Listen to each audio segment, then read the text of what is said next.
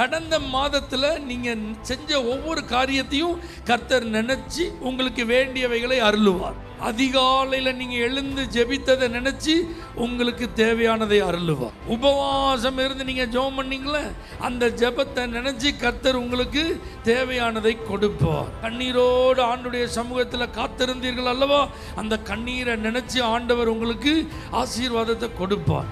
எந்த குறைவு உங்களுக்கு மனதில் பாரத்தை உண்டாக்கியதோ அந்த காரியத்தை ஆண்டவர் உங்களுக்கு கொடுக்க நினைந்தருளுகிற மாதம். மற்ற எல்லாவற்றையும் அருளாதிருப்பது அப்படின்னா ஆண்டவர் சும்மா அருளுகிறவர் அல்ல, நினைத்து அருளுகிறவர். நீங்க யாரு, எந்த சூழ்நிலையில் இருந்தீங்க, உங்க பிரச்சனை என்ன, உங்க தேவை என்ன, உங்க உள்ளத்தின் அந்த காயத்திற்கு என்ன காரணம், யார் காரணம், அந்த வேதனையின் அளவு எப்படி இருந்தது, இதெல்லாம் நினைச்சு இந்த மாதம் கர்த்தர் உங்க எல்லாரையும் நினைவு கூற போகிறார்.